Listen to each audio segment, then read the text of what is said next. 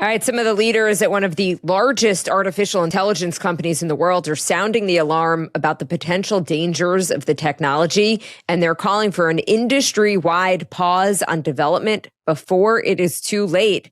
Anthropic, the company behind Claude, is going as far as to propose that we treat it with the same safeguards that are used on nuclear weapons. Anthropic released a paper late last week calling on all of the world's leading AI labs to consider a coordinated slowdown. They suggest that AIs are advancing so quickly that they soon might be able to improve themselves without human intervention in ways that could pose significant societal risks. In their post, they say that the ability to slow global AI development would likely be a good thing. The post is written by the head of its internal research institute and a company co-founder, noting that model advances appear to be on a path toward, quote, recursive self-improvement.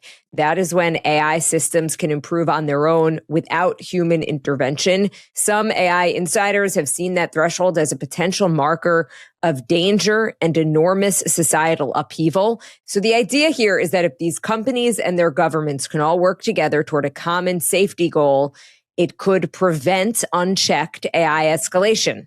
So we want to lead with this because this is a pretty significant statement here by Anthropic. But ultimately, what you need for this to happen is for all the AI companies to agree together, to hold hands together and sort of jump back together, or at least not move forward individually. Now, Dario Amodei, who is the leader there at Anthropic, has been one of the more outspoken people with warnings about this technology. He's done multiple interviews here on all of this. He has warned that in the near term that AI could develop on its own to be very destructive. He's also suggested that AI systems with science fiction narratives of AI rebellion could then cause actual AIs to rebel, basically giving them that idea. And this is the scary part of AI, and one of the reasons why a number of people are agreeing with this, saying, yeah, maybe it's time to slow things down before we destroy ourselves by creating a Frankenstein that can destroy us. But what's interesting here is Anthropic isn't proposing to do this on its own. They want the others to agree here. And so this is calling on competitors like Google, like OpenAI, to voluntarily agree to a deal that's similar to your nuclear metaphor there, and the one that they use in this paper, like nuclear nonproliferation or nuclear development, where countries agree together, we're going to stop producing nukes, we're going to stop spreading nuclear technology. It's effectively what the US and the Soviet Union decided to do just a couple decades into the Cold War, being like, okay, we've both built like thousands of nuclear weapons or tens of thousands of weapons. Maybe we should stop testing them.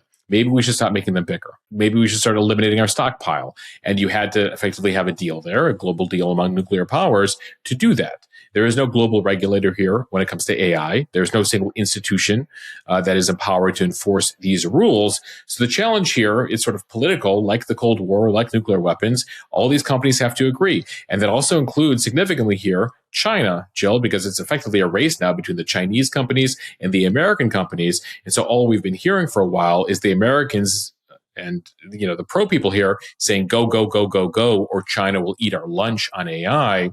But ultimately, you know, as we've talked about that recent summit between Trump and Xi Jinping, this is added to the agenda. Can we trust each other? Over there in China, the government has control of AI. Here in the US, though, that is not the case. But it is interesting because Trump will be having a meeting this week with a number of AI CEOs. And on the agenda is whether the government may take a financial stake in AI's future. Again, this technology is so powerful here that there's concern here that there's a handful of tech CEOs basically deciding the fate of humanity. So none of this is new for Anthropic's CEO, Dario Amodei. He actually was doing AI safety research back in 2016, years before founding the company. As you said, he has been one of the AI leaders who has been issuing the most stark warnings in recent years, even as his company has moved at lightning speed to keep up with competitors. So as much as we talk about the incredible opportunity here with AI, how AI has already helped medical science and so many good things, you know, that piece gets at many other pieces, interviews he's done, get at the nefarious scenario,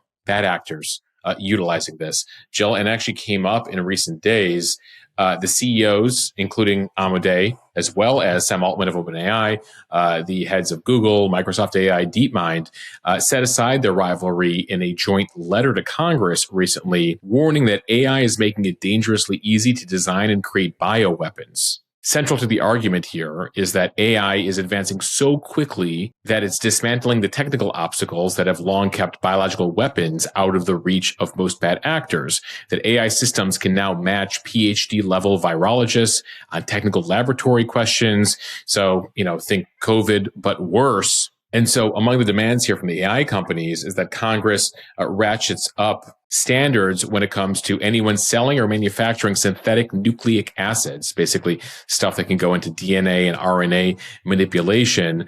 They also believe that there should be documentation of transactions that would give authorities a way to pursue any dangerous orders that slip through the screening process. So basically what they're saying is our AI has gotten so powerful, it will help people create bioweapons to kill people. And you need to ensure that anyone that can sell those materials online is actually thoroughly vetting the people who are purchasing that. Right now, screening is voluntary. And so Joel, something I wasn't thinking about until I saw that story last week. All of this, and again, I mentioned Trump is meeting with his AI CEOs, but this is moving super, super fast. We're putting incredible amount of power, again, PhD level virology in the hands of, frankly, everybody. And so those are among the many things that, it's up to Congress and other governments around the world to figure out what to do about all of that.